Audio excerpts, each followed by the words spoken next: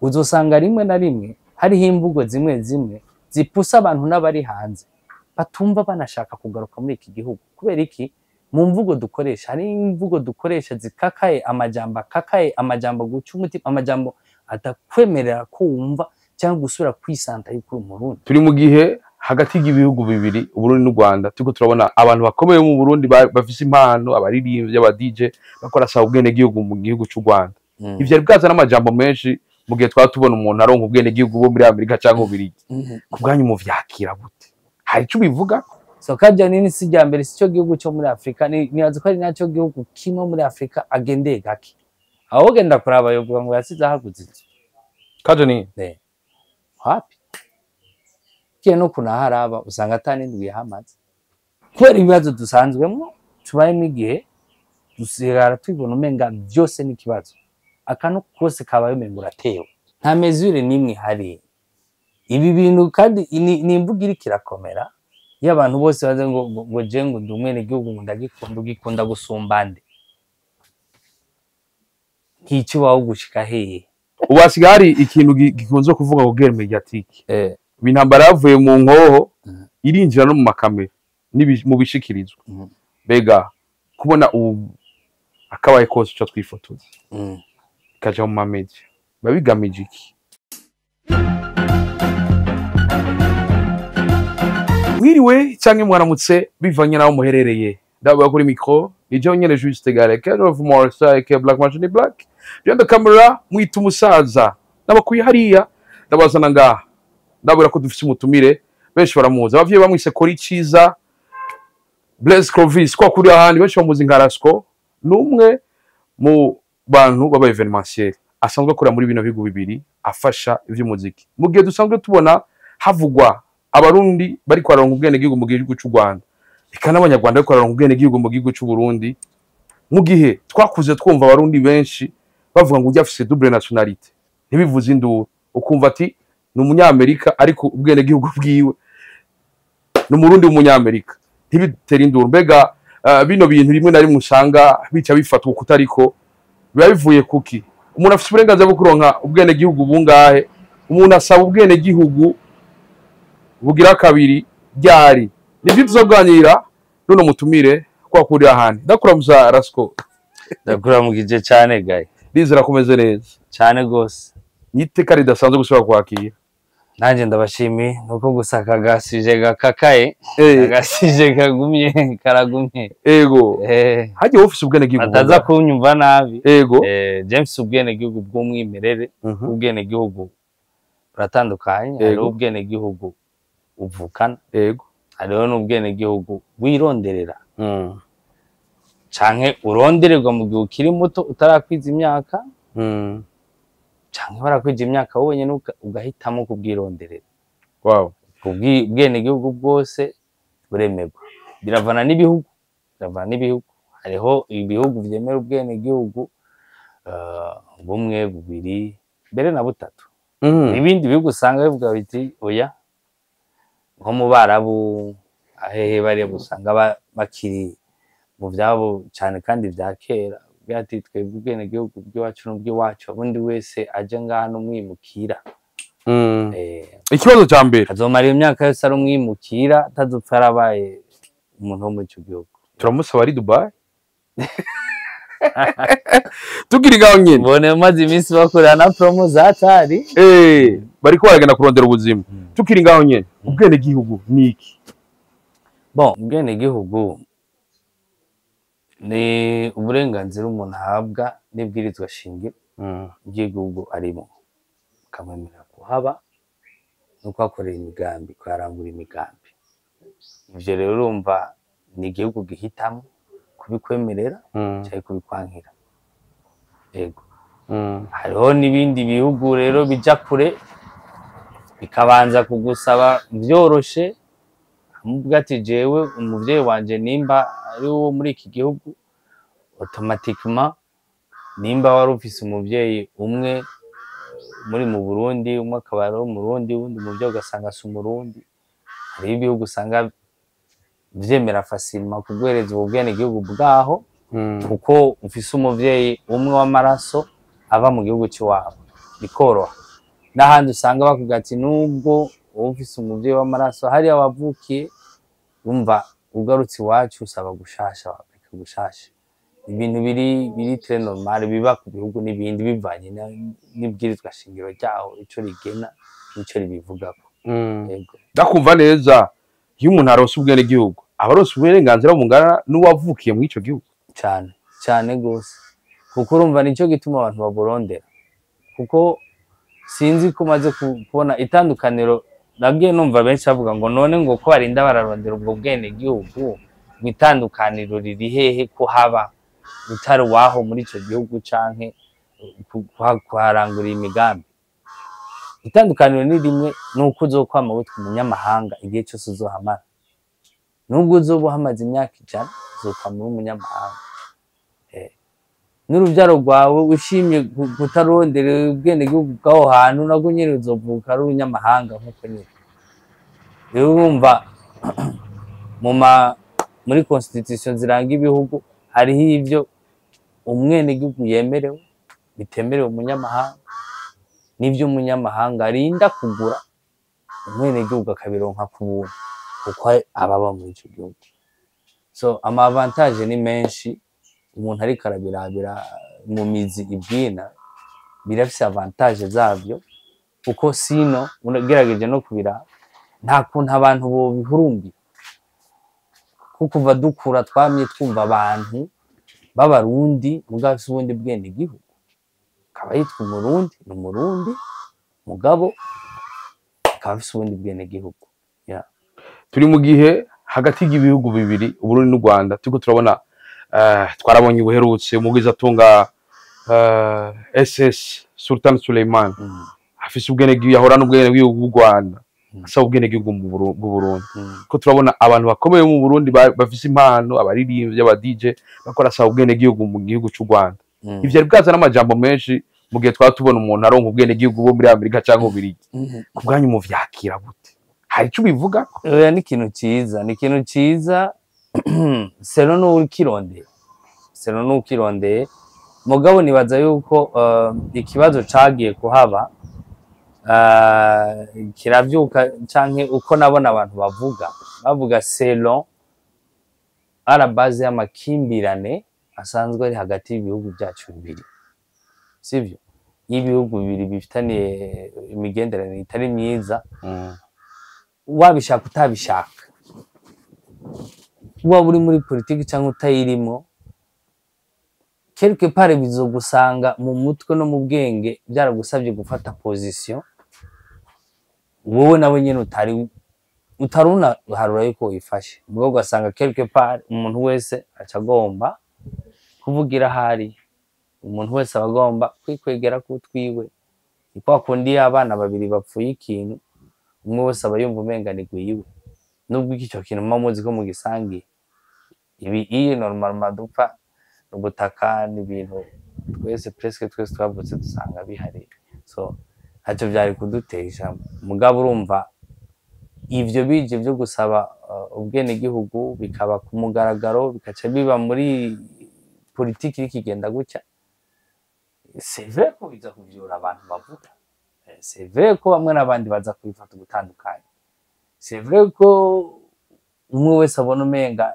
ntibyari bikwiye mugabo urumva usubije amaso inyuma kuri jewe kubwanje umuntu arinze afata iyo decision aba yayiyumviriye niba babona mu avantage na inconvénient sivyo niwe harura akavuga ati icyo mbera ciza kizima icyo nyubaka niki yarinze agihitamwo kabutamuvyaye kabutamurisha kaba mu gihe yagiye atagusezeye wowe ufise ko icyo bivuga ko nkandi no hari kibazo kuko urumva quelque part bose baragenda kuko dufise uburenganzira bwo gutapa muri message tukandika ibintu uko tuvyumva twumva umenga twese turayifite uburenganzira no kuvuga uko tubibona bivaye n'amaranga mutima y'iwacu mugabo ntaco twari dukwiye kubivuga kuko ujya nyene yabihisemo ujya bise yo afise avantage yabyo canke byanarenga kuri we bikaja ku muryango canke abagenzi harura bangahe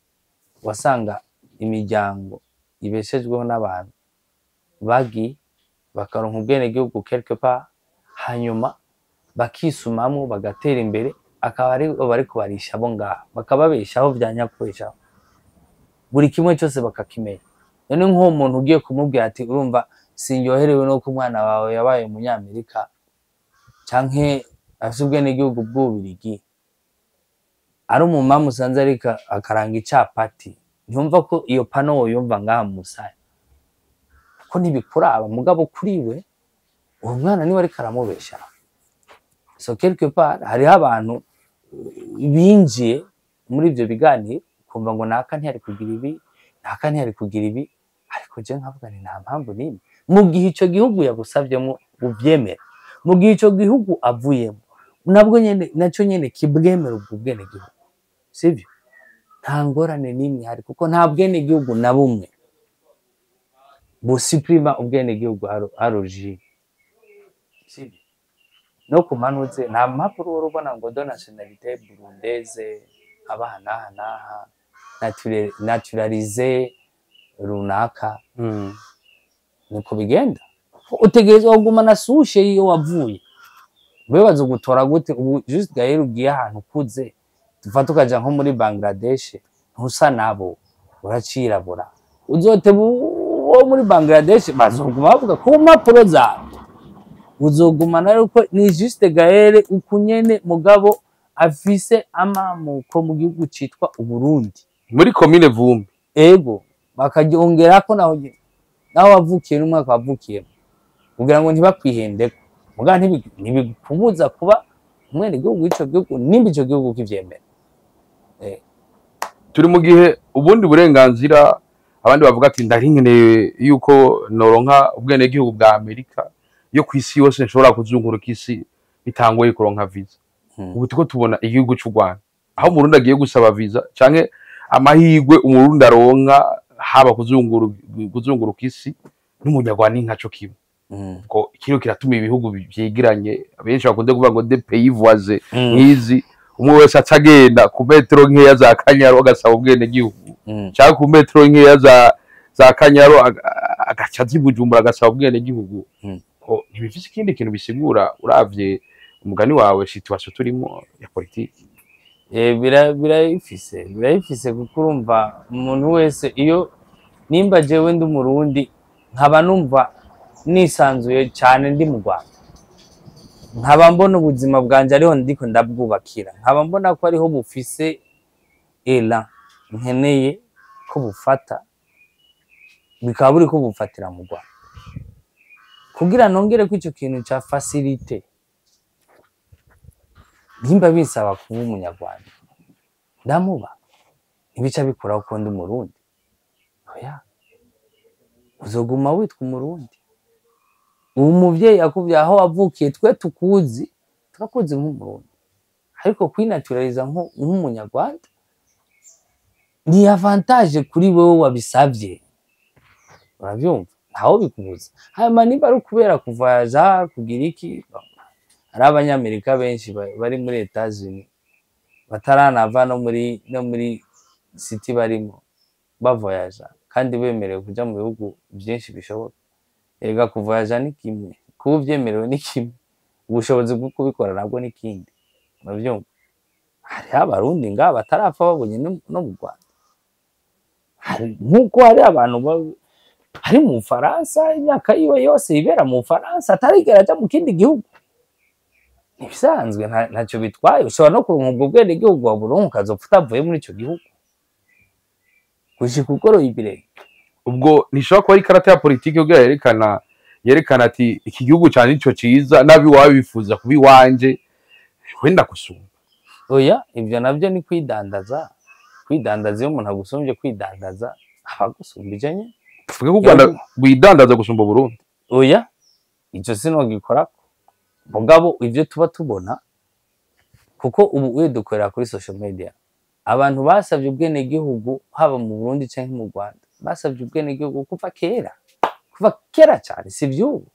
Ibihugu vyagiye mu ntambara bicamwo biza birahanahana, bamwe bahungira abandi bagahungira hari abandi bakisanga ngaha, abandi bakubaka ubuzima ngaho bakahaguma bakazosaba ubwene gihugu aho hantu. Me ubu nimba turiko turayibona nuko turayibona ku bantu kubera haje internet ibintu biraba uyu munsi ukarara ubimenye.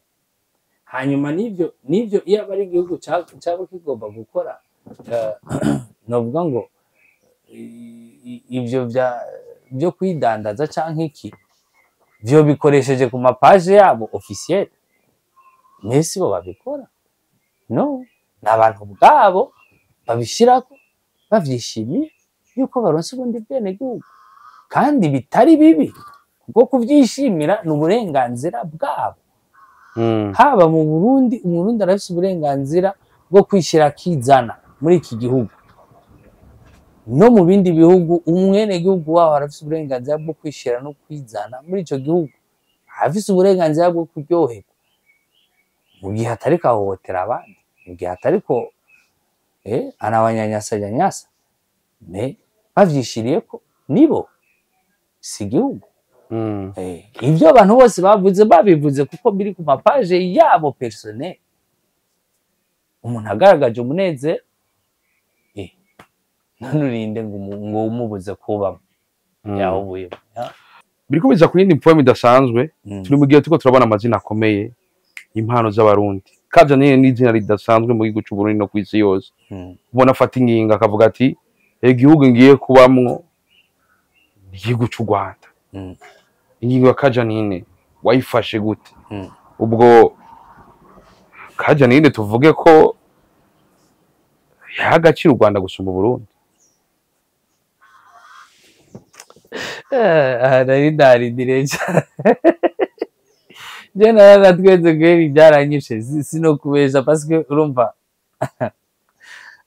ni kwa kudatahura ukuntu abantu bavuga canke baganira, sivyo? Nshobora kuzi wawe jo Juste Gaël nkavuganisha isomburi ndiye kwa Juste kuva nabaho nta ntandi nzopfa nsubiye kugisomba. None bibaza ko jewe wanje ninaziteka ko nazozirya sijya mugabo kubera wo byumva nzokubwira ko isombe zawe zirenze. Heko kweli mugani nakubita no mu yindi restaurant nzozirya neza cyane. So Kajanine sijya mbere sico gihugu cyo muri Afrika, nibaza ko ari naco gihugu kimwe muri Afrika agendeye gake mu mateka yiwe. Mu Rwanda ni igihugu cyambere agendeye gake, hari ibihugu byinshi muri Afrika agenderamo abamo n'igihe kirekire wanashima, kandi igihe ajya kubibamo iryo jambo nawe yaribwiye oya bijya ni bya bindi c'est l'hospitalité, gushima uko wakiriwe ahantu mu mico y'ikirundi birimo kuzoshima ahantu ukavuga ati nukuri ukuntu mwanyakiriye vraiment je numva umenga no kwibera nga na hantu uragenda bakakwakira ukavuga ati je yaba byo kunda no kwirariye, nabo bakubwira ngo iki ugira cyakubwira ngo bandanye ugende oya bakubwira no raro uzogendeje, kandi uravye mu mitima ntibaba bashaka no kuharara. Hari igihe uba wabatindiye bavuga batereka agenda ajyara uyu agenda ajyara hatagomba kuva. Mais c'est l'hospitalité, bijya nta kintu na kimwe d'ordre officiel irimo, nuko gusa nkuko twabivuze iyo abana babiri bariko bapfa umukata umwe wese aniganira gutwara igipande kinini gusumba yone, n'ubuvunjivunji bwaguye hasi barabutora. Kubera iki?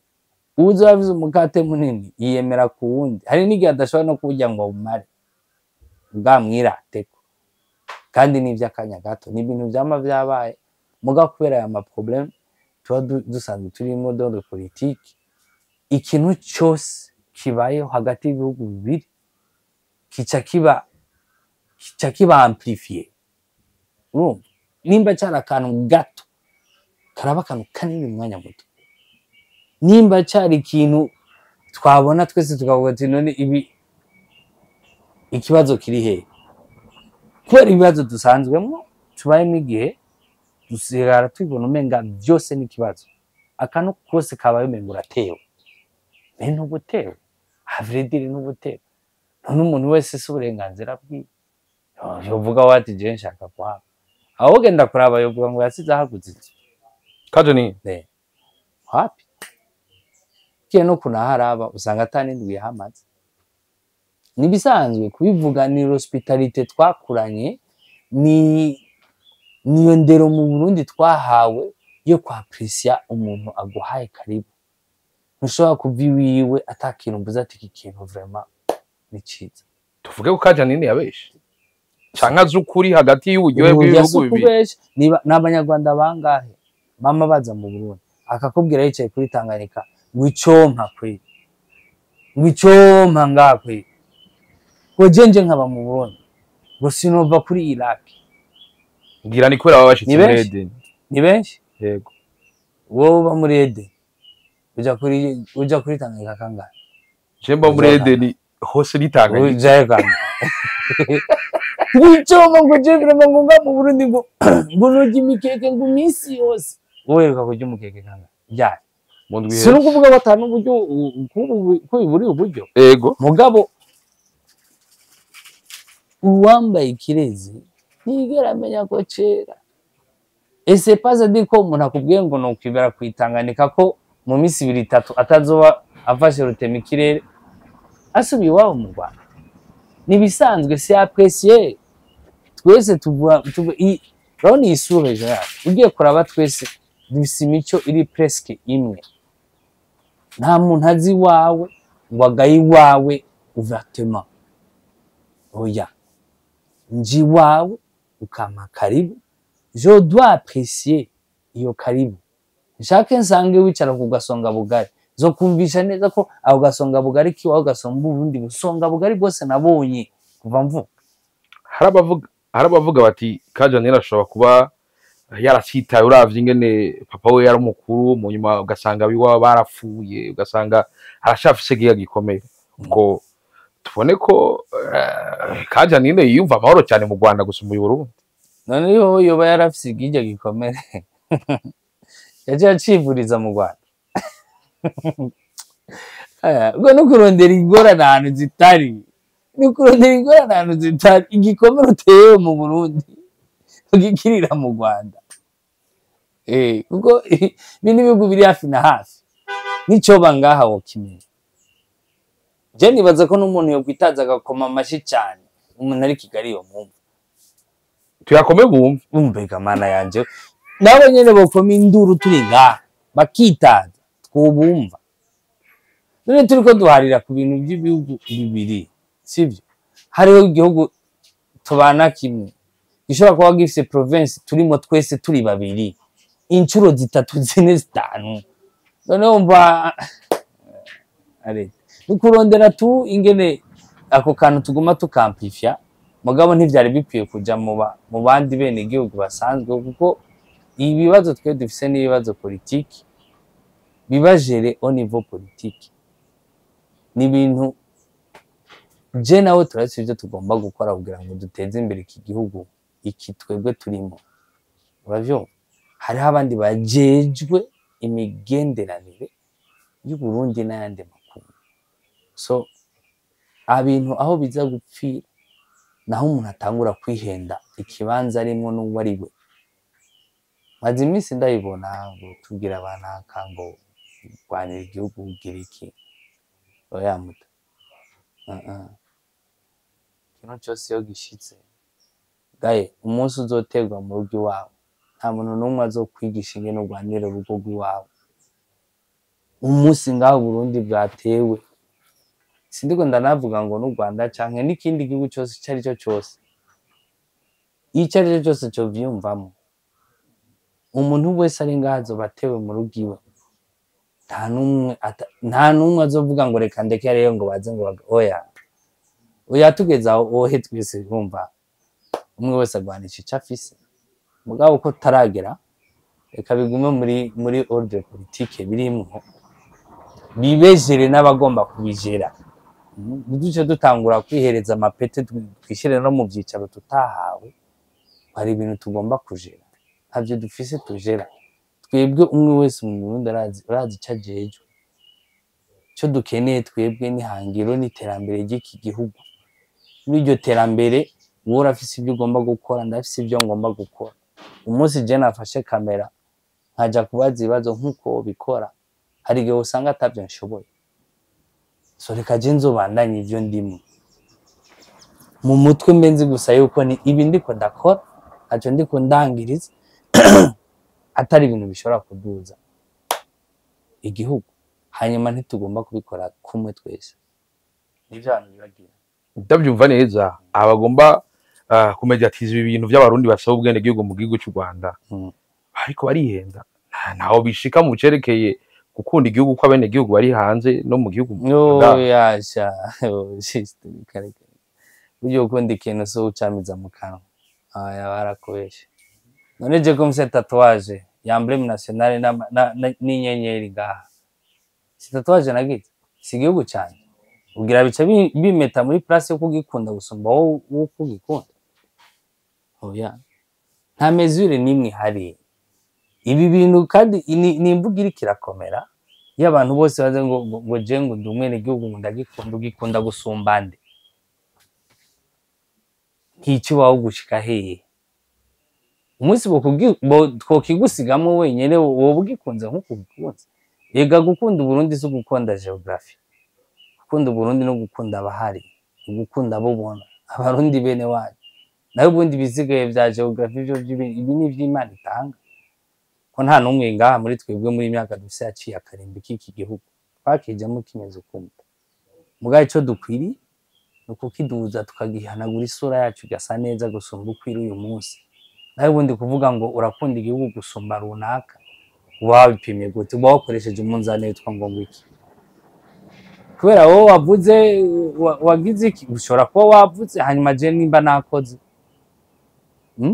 ubuzi nanje abantu nabwiye mu matwi cyane nabwiye ku telefone ivyo muri ko mwiyumvira mu gihugu canje sivyo mbe ivyo byose si forme yo gukunda igihugu cyane mbe nyene ntakunze ikinyene ndi mu munsi ikindi umpaye kugira nje gukundana cyane uzosanga rimwe na rimwe hariho imvugo zimwe zimwe zipusa abantu n'abari hanze batumva banashaka kugaruka muri iki gihugu kubera iki mu mvugo dukoresha hari imvugo dukoresha zikakaye amajambo guca umutima amajambo atakwemerera ko wumva cyangwa gusura kwisanta yuko umurundi mugabo tugiye kubiraba neza ninda sugo rufunguruzo rwo kwita umuntu umurundi gusumba uko yiyumva ko umurundi vyavuye parce que la constitution c'est la loi sumuntu ni itegeko constitution ibidupermeta kwiyumva nk'umurundi kuba muri iki gihugu ni itegeko s'umuntu uravyumva nico gituma uzosanga ibintu biraza ibindi bigahinduka ariko twese tufise amategeko tugomba gukurikiza nuko internet peut-être yaje ibintu byose umuntu wese ahari n'ugomba kuvuga ubureve wese akaronka buvugira kubera byoroshe mugabo ntibica bikugira uwambaye gusumba abandi uratekana igihugu turakigaba wanashimushima ko wowe tacu usumbije abandi ntiwinjira mu ngo zose uko wishakiye ufise aho iwawe utaha undi akagera aho iwawe ataha waba ukunda wabureka nta munsi n'umwe nzokumva ndabukunze ku buryo no kuyazarda nkaza kudodora iwawe juste mu ngomane uco yibona so igihugu turagisangiye ntawe ugikunda gusumba uyundi ari abantu usanga baheruka mu Burundi kera ugasanga ishusho yari afise iyo myaka y'ubwo Burundi niko yibaza ku Burundi bukiri twama twabonye abarundi bamwe bamwe badasiba no kubishikiriza imbere y'amamedia mwamwe mu bihugu bibanye yuko bashima cyane biyumvamwo kuba abanyarwanda gusumba abarundi bega ubwo abarundi bibaza bagumana ishusho y'imyaka ya kera batazi ko ibintu vyahindutse ubwo nizo kwisanga hari abarundi bamwe bamwe uzosanga babaye traumatize bakibaza ngo amasaka kera acaho mu butaro ega none umuntu uramuhora icyo atazi erega je umuntu akubwiye ati je niyumvamo umurundi gusumba uko ndi runaka abakubwiye uko yiyumva ahubwo wowe nawe igihambaye wowe wamubwiye ko wiyumva gute kuko icyo nicyo gihambaye we nimba akubwiye ati je vraiment abana muri ko muraga ku telefone akubwiye ati je vraiment jagiste je ubwo Burundi bwanyu ni exemple sivyo Burundi bwanyu vraiment numva umenga wapi wowe uri ngaha mu Burundi ni giki uba umwishuye nk'ihumure niriye jambo mubwira nawe yo medita ko yo kwiyumvira kabiri akavuga ati kumbure bwa Burundi uko ndabwiyumvira ibintu byavuye bihinduka nijya nimba kubwira ati je sindabwiyumvamo nawe uri ngaho ukamubwira ati sha ndaguhambije mu vyiyumviro nanje nuko ubu mufashije cyangwa ubushimangira ibyo avuze ibisanzwe nibisanzwe mugabo igihambaye ntushobora guhora umuntu ngene yiyumva ntushobora kuyimuhora ingene yiyumva niyakubwira ati jewe vraiment mu Faransa numva ndi bon sana gusumba igenda yo mu Burundi bitahure ko nibaza impamvu ariko aravuga ati jewe mu Faransa haratagasa niyakubwira ati jewe Dubai vraiment ebana Dubai kweli ni ingine inchi uravyemera uko bikubwiye ni ingine inchi uko yarashitse rabo hari amavantage hariho n'abagiyeyo bagaruka nandi amatemanyaje atari meza avuga ati ese icyo nsubiza mu gihugu canje hari Dubai bavyumva ahantu hose abantu bari hariho abantu bahungukira hariho abantu bahabonera novuga ngo avantage isumba iyo bari bafise mu gihugu iwabo c'est très normal ibintu bibaho twama twarabonye abantu bagiye mu bindi bihugu ahemba mama bagataha nkoro babona mama bavugishije ku makamera avuga ati je nari ngaha nari miriwe mbwa ndatashe noneho nawe kubera iki tutamushira kwaksa ahubwo je navuga ni uwo ni wo gushira kwaksa uwo ni washobora gutanga témoignage yumvikana nayo ubundi twe tuko tubivuga turi ngaha hapi nta kintu gishasha pe turiko turabona kwiza tunga nka Sultan Suleiman uravye kuva savye ubwene gihugu bw'u Burundi n'umunyarwanda bangaha mu Burundi barakora mu gwiza tunga abananyaterera ateze imbere igihugu bega kubwawe uravye ingene mu Burundi abantu babujemo atifuza kuvamo byukuri Eden irahanye nawe niko vyumva gukoresha ijambo Eden ntayibonye ibyo byongora ibyo dusoma byose nukuri je ndakunda ikintu nabonye imbaraga y'amasanamu twabona Eden mugabo icyo no kubwira kimwe gusa iki gihugu kiraryoshe pe sinawe wenyine n'abantu benshi twakuze tubona ngaha babazungu sitive haje ngaha bakavuga ati ja hasi ndahapa mu Burundi yego pe igihugu kiraryoshe mze kiraryoshe pe yego sinokubesha sinze ukigeranya na Eden kuko ibyahabereye natwe hasi shaka ko bihabera yega ntihabereye ibyiza gusa muri Eden ufata igihugu ukigeranya n'ahantu havuye icyaha rukokoma rurangiza cisi reka dufate ko iki gihugu ari n'igihugu ciza ubwacu ni ciza tout simple mata kindi kintu urinze kurabira igihugu ciza cya bien nikimenyamenya n'ugiye kuyisumamo canke ugiye mu handi mahanga benshi baniganira gutaha benshi barataha bama batashe sipote dege kagahugu kararyoshe kararyoshe kwe kagakima kama kameze gutya si hose ubisanga iyi mirire yacu yaguke si hose uyisanga igihugu ni ciza pe ubwacu igihugu ni ciza ubwacu cyane Riko biza kuyindi point idasanzwe ubu hasigaye hari ikintu gikunze kuvuga ngo guerre médiatique intambara yavuye mu nkoho irinjira no mu makamera mu bishikirizwa bega kare ko umuntu aronse ubwene gihugu bitafotorwa ngo bije ku mamedia kubona ubu biriko bikigiragizwa mu mamedia tuvuge ko hari amwe mu strategy mashasha y'intambara ica mu biganiro hanze nyeresha kukaye mu bintu biryoshe by'iki gihugu n'ibyo birimo kandi nubikuremo akakayi kararyoshe muri ko murabitubwira ubwo kubona ubu akabaye kose cyo twifotoza kaja mu mamedia birafite icyo bishobora guhindura ku vyiyumviro by'ababiraba birafite icyo bishobora kongereza ku vyiyumviro by'ababiraba babigamije iki je nakubwiye ko iyo ni volonté personnelle hanyuma internet yacu ni censure hanyuma urumva icyo sera moindre des choses bica kuri internet bigamije kuza bidutumbereye umuntu ariko agaragaza umunezero wiwe n'umunezero wiwe sivyo kuko imbere yo kukubabaza wewe nuko umuntu utabona muzi sivyo ajera prepare yabajya bose baronse ubwene gihugu abagenzi sinokuresha yaba ira umugenzi wanje cyane kandi Christian Sanami bavyumva kandi apana kubera ejo kuva kera so kuri jewe nimba ari intambwe bateye mu buzima ndayinezererwa nk'uko nizerwa izindi ntambwe zose boteye bari ngaho i Bujumbura. Uravyumva kuko ndabazi, kuko ndabifuriza neza. Niba ari intambwe iza kubagirira neza mu buzima bwabo, why not? Ntibica bikuraho ngo nukwera bibereye mu Rwanda. Iyo aba vyabereye ubu we dufate bikabera nko muri Canada. Uraza abantu bo muri Canada bashize amafoto ku mbuga, baronse ama nationality ngere bangana, ni benshi sana, ni benshi. None kubera ata muntu ni nacyo gihugu kiri kure cyane gusumba n'u Rwanda. Ngari cyo gifisa gitanga ama opportunity menshi gusumbaho. Oya ama opportunity ibihugu bitanga ibizo kubesha. Igihugu kirashobora kuba gikaze kikakwima opportunity.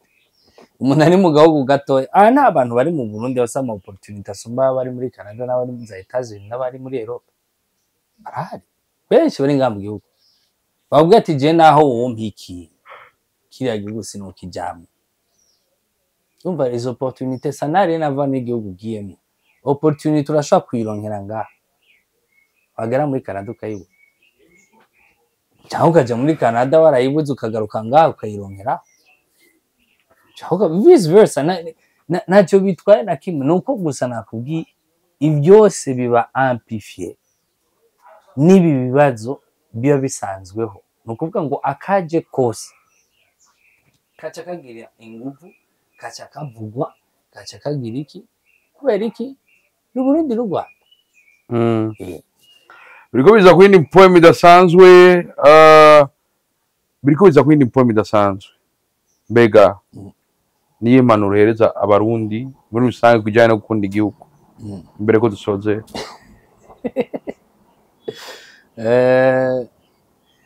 Shaka kujya no kwigisha umuntu gukunda umuvyeyi wiwe, gukunda nyina muri rusange. Nubwo ata murundi no kwigisha gukunda igihugu. Ni watahura yuko ngaha hantu wavukiye ukahakurira, ivyo vyonyene biragusaba le plus de respect possible pour ton pays. Burundi uko bumeze kose ari abantu bajija ngo nuko ngarutse mu kiganiro kandi twadejeje, ariko ikintu sinogenda ntakibuze. Nugomba gukunda igihugu kubera position nziza gifise muri uwo mwanya. Ugomba gukunda igihugu kubera stabilité gifise muri uwo mwanya. Ugomba gukunda igihugu kuko gikunditse mu bandi bantu bose bagikunze. Oya, ugomba gukunda igihugu kuko ari puissance mondiale. Ugomba gukunda igihugu kuko gikunda. Ugomba gukunda igihugu kuko ari icyawe. Ahantu Burundi bugeze siho bwari buri, sinaho buzokwama.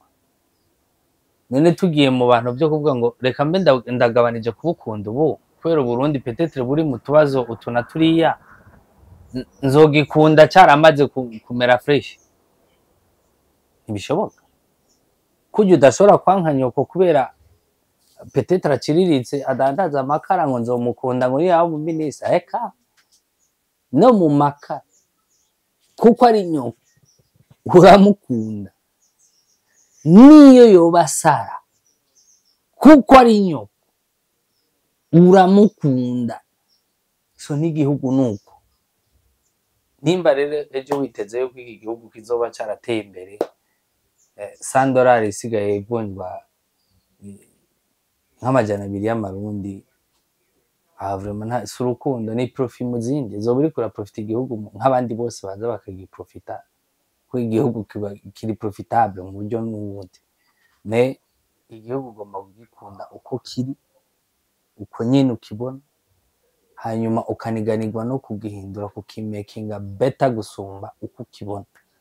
Sino ibyo kuvuga ngo kwigisha abantu gukunda igihugu ni ibintu ugomba gukurana navyo mu mutima wawe. Utabifise navyo ufise, iyo ubifise urayifise. Kandi ndagusubire abavuga ko bakunda igihugu ugiye kuraba si bagikunda gusumba abandi. Hari abantu babicecekeye bipoye ahantu, ariko iki gihugu baragikunze baraciyebeye kuko bagifata nk'icyabo nyine. So ni ukuri aho turi so tuzokwama. hari impanuro rero za Kajanine ba Christian na ba DJ Ira eka n'abandi bari kwasaba ubwene gihugu Kajeni ni umutantine nta mpanuro mfise nomuha vraiment ndamubaha nk'umutante. Ba Christian na Ira ni ukuri n'abandi bose icyo mwagezeko kibateza imbere kibashyira ku yindi ntambwe kuri ni cyiza cyane. Muze mukibandanye nimba gishobora kububaka komeza rwose ko nanje ngandi ko ndondera ibinyubaka nibyo. ndagushimira cyane Rasco ariko yego natuze twigere bakivuga gute kuronka ubwene igihugu kimwe ntibigushira muri position yo kuvuga nabi igihugu waje uvamo. Sico biba bigamije. Oya, kuronka ubwene igihugu ni shwaiwa mugabo kuvuga neza igihugu uvuyemo cyangwa kukivuga nabi cyangwa kukivuga uko biri, ivyo navyo bica bija muri karakteri zawe sanari nabwara kuko ivyo ntivyandikwa ku rupapuro. Mugabo ubwene igihugu barabwandika bati hejuru yuko Juste Gael ari umurundi tumwengeye kuba umubirigi bagasi. Mugabo rero Restavoir ni wo mubirigi, Uburundi ni wahura n'undi mubirigi mugenza, uzoba umudandaza ko gute, uzobuvuga gute? C'est ça la question. Parce que bihambaye si bituvugira ibi bari kuvuga ngo geya y'amakamera n'ibiki, bihambaye si bituvugira kuri kamera kuko ibi tuvugira kuri kamera umwe wese atoramo imwubaka gatwara ko nabo tubwira si bijujire ko hari umuntu yicara kuri kamera akirekura ukomenga reka abwira abantu batagira ubwenge. Izigerezwa ku makamera umuntu wese aza kuraba ico kiganiro aratahura ubwenge na niveau yawe ufise iyo uri kuravuga hama agakoramo ibikenewe ibindi agata muri pubere. Igihambaye nico wowe uzo kuyaga en privé n'umuntu ukuntu uzombwira ico gihugu cyawe ukuntu uzobimwumvisha tudashizemo yuko hari abantu bavuga ibintu kuri kamera batemera muri privé. Navyumva urashobora kuvuga ikintu akagitapa umu influencer nyene ugatapa inzoga ukazivuga ukazisubira wagera gukomanda bavuga ati wowe fatiki tijeni nywera kaye c'est très normal uri mu kazi. Ibihambaye rero nk'ivyo uvuga en privé dindira ukuntu tuyagisha abantu tubabwira ibindi byiza biri mu gihugu si n'ivyo kuri kamera byo byihorere ntangwano zihari. ndagushimira cyane Rasco. Sante. Byari iteka ridasanzwe. C'est toujours un plaisir mon frère. Ni plaisir partagé bro. Tumanutse Akayi muri bartender. Akayi nako muri hotebe. Ko muri hotebe. Yego. Sinogenda nakavuze icyayi cya mbere muri Surejo. Icyayi cya mbere mu gihugu. Tuzanye amadevise. Kiye cyose uronsa akanya cyayi ni ikintu cy'akamaro cyane. Kanaga TV by the way. Harimo n'umuti akora. Dushimira n'abagiteguye muri bartender ariko vyongeye bagitegura neza muri bartender. Wow. Kuyini poem idasanzwe asigaye duhimiriza abantu bagabanya inzoga bakunda icyayi kuko icyayi kirafise akamaro. Icyayi n'amagara. Voilà. Icyayi n'amagara, icyayi n'ubuzima. Banakigurisha banakivuge cyane. Ego. Ko icyayi kiri mu bigize kino gihugu cyacu. Akabiri karevye karaswa. Mumenye ko hari mu ruhara rw'icyayi. Nakubwije kuri kera narirabura gose natangwa ko kakayobe mu mbonana icyayi sinakubwiye icyayi cyonyene. Reka nabashimire ndabashimire bose byo muri murabara natwe gutabura mugaza mbese biraragwaza ariko mwana mutera wa rukundo kuri mikro yari Jonyene Juste Gael cadre for more check Black Machine Black Rocket bye bye to the la vista. Ura ushuro mushulo none